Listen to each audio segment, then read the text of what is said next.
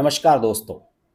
5 जून को उत्तर प्रदेश के मुख्यमंत्री योगी आदित्यनाथ का जन्मदिन था और उन्होंने इस मौके पर उत्तर प्रदेश की जनता को एक ऐसा तोहफा दिया जिसके लिए कायदे से उत्तर प्रदेश की जनता ने उन्हें दोबारा से मुख्यमंत्री बनाया है। 17 साल से जेल में बंद मुख्तार अंसारी को वाराणसी की एमपी एमएलए कोर्ट में 32 साल पुराने हत्या के एक मामले में उम्र कैद की सजा सुनाई गई। जब मुख्तार अंसारी को उम्र कैद की सजा सुनाई गई तो वो कोर्ट में इस तरीके से हाथ जोड़कर खड़ा हुआ था और उसको सजा सुनाए जाने पर सबसे ज्यादा खुशी किसको हो रही थी? कांग्रेस के प्रांतीय अध्यक्ष अजय राय को, जो वाराणसी के बड़े नेता रहे हैं, कई बार एमएलए रहे हैं, मंत्री भी रह चुके हैं। अजय राय इतना खुश हुए इस फैसले के बाद कि अदालत की चौखट पर गिर पड़े और वहां माथा टेकने लगे। क्यों टेकने लगे? इसकी एक कहानी है। 32 साल पहले जिस शख्स की हत्या मुख्तार अंसारी ने कराई थी उसका नाम अवधेश राय था और अवधेश राय अजय राय के बड़े भाई थे और मुख्तार ने उनके घर के सामने ही उन्हें गोलियों से भून डाला था। यह घटना 3 अगस्त 1991 को वाराणसी के चेतगंज थाना क्षेत्र में हुई थी। और मैं आपको बता दूं कि उनके छोटे भाई जो अजय राय, जो चौखट पर आज माथा रगड़ रहे हैं और कह रहे हैं कि आज न्याय की जीत हुई है, इन्होंने 2014 में नरेंद्र मोदी के सामने वाराणसी लोकसभा सीट से चुनाव लड़ा था। आज इनका क्या बयान आया है? आज अजय राय कह रहे हैं कि हमें धमकियां मिल रही हैं, हमें जान से मारने की धमकियां दी जा रही हैं और अगर हमारे परिवार को कुछ हुआ तो उसके लिए योगी सरकार जिम्मेदार होगी। हाँ, सब बिल्कुल जिम्मेदार होगी। योगी आदित्यनाथ तो सबकी सुरक्षा की जिम्मेदारी उत्तर प्रदेश में ले रहे हैं और उसका निर्वहन भी कर रहे हैं।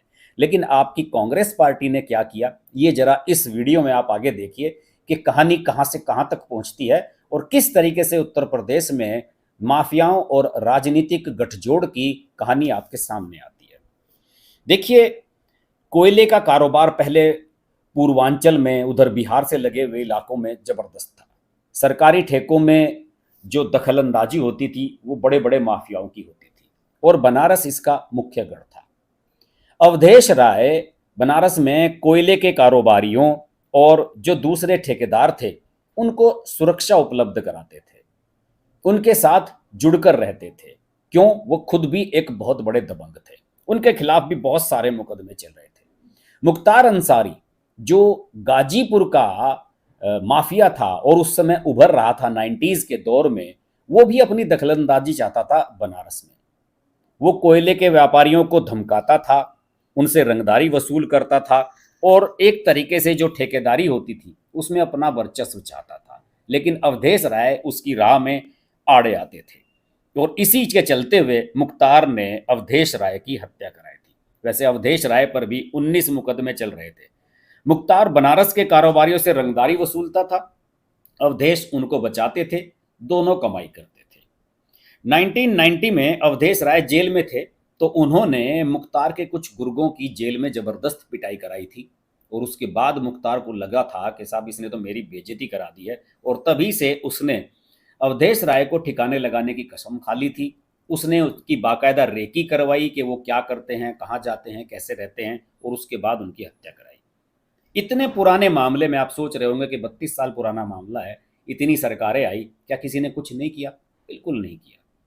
इस दौरान बोलबाला रहा समाजवादी पार्टी और बसपा की सरकारों का, और समाजवादी पार्टी और बसपा की सरकारें जितनी भी रही, इनमें मुख्तार अंसारी, उसके भाई अफजाल अंसारी, इन सब का दखल रहा और ये सब लोग बड़े होते चले गए और अजय राय के भाई की जो हत्या का मामला है इस पर किसी ने दिलचस्पी नहीं दिखाई।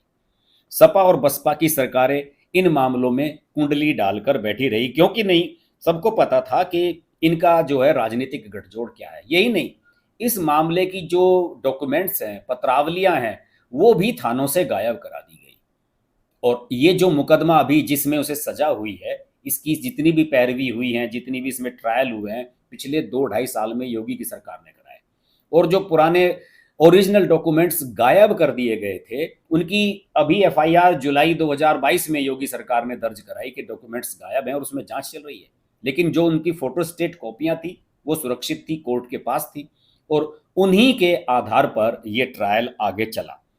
मुख्तार अंसारी इसमें कभी पेश नहीं होता था, वीडियो कॉन्फ्रेंसिंग के जरिए पेश होता था। सिक्योरिटी का मामला था, दूसरी ओर वजह थी। इसके अलावा जो गवाह थे, इसमें साक्षी थे, वो भी ज़्यादातर वीडियो कॉन्फ्रेंसिंग के माध्यम से आते थे। उन्हें भी जान का खतरा था, बहुत सारी चीज़ें थी। और मुख्तार अपनी दलीलें खुद ही देता था। लोगों का तो ये भी कहना है कि वो खुद ही अपना वकील बना हुआ था और पता नहीं किन किन मामलों की, सुप्रीम कोर्ट के पुराने मामलों की दलीलें देकर बचने की कोशिश करता था। लेकिन गलतियां उसी से हुई, उसी के परिवार से हुई। आपको पता होगा कि मुख्तार का एक भाई है सिगबतुल्ला अंसारी, जिसने अभी उत्तर प्रदेश के विधानसभा चुनाव से पहले समाजवादी पार्टी ज्वाइन की थी अखिलेश यादव के नेतृत्व में। वो इसमें गवाह था और उसने गवाही में देखिए कितनी बड़ी गलती की। सिगबतुल्ला अंसारी ने यह कहा कि जिस समय हत्या हुई थी अवधेश राय की, उस समय तो मुख्तार अंसारी बनारस में था ही नहीं, वो तो गाजीपुर में था, क्योंकि उसके पिताजी की तबीयत खराब थी, वो उनकी तीमारदारी में लग रहा था। और उसके पास 11 बजे बनारस से फोन आया कि अवधेश राय की हत्या कर दी गई है। ये उन्होंने, सिगबतुल्ला अंसारी ने कोर्ट में बयान दिया, लेकिन फंस गए यहाँ बयान देकर, क्योंकि उन्हें इतना भी याद नहीं रहा कि अवधेश राय की हत्या किस समय हुई थी। अवधेश राय की हत्या दोपहर 1 बजे हुई थी। तो क्या मुख्तार अंसारी को हत्या से 2 घंटे पहले ही पता लग गया था कि अवधेश राय की हत्या होने वाली है? इस तरह की गलतियां इस पूरे मामले में रही और अदालत ने उनको फैसला सुनाया उम्र कैद का। इस पूरे मामले की जो षड्यंत्र था, मुख्तार अंसारी ने रचा था अपने चमचों के साथ मिलकर, अपने जो गुर्गे थे उनके साथ मिलकर, इसमें कोई शक नहीं है। और बनारस में मुख्तार अंसारी पर 8 मुकदमे दर्ज हैं रंगदारी के और दूसरे इस तरह के मुकदमे जो अभी तक दर्ज हैं, और किसी में आज तक उसे सजा नहीं हुई है। ये उसे पहली सजा हुई है इस मामले में, किसी भी मामले में। दूसरे, उस पर कुल 68 मुकदमे चल रहे हैं, जिनका अगर मैं इतिहास बताने चलूंगा तो कई वीडियो बन जाएंगे उस पर। 68 मुकदमे हैं जो यूपी में हैं, दिल्ली में है, पंजाब तक हैं।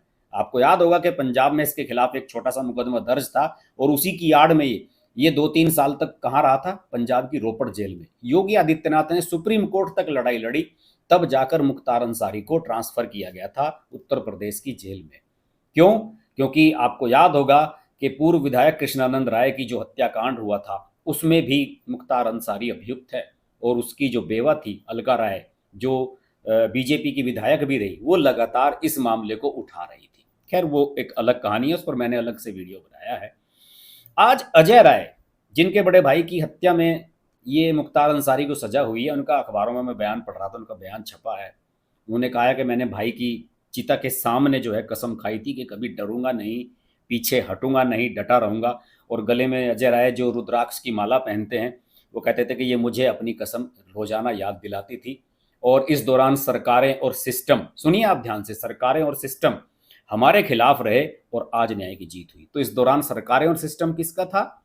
समाजवादी पार्टी का, बहुजन समाज पार्टी का, जो कांग्रेस के पूर्व साथी रह चुके हैं, जो कांग्रेस के पूर्व दोस्त रहे हैं, जिनके साथ मिलकर कांग्रेस ने इस दौरान विधानसभा के, लोकसभा के सारे चुनाव लड़े हैं, उनकी सरकारें थी। और आज न्याय किसका हुआ है?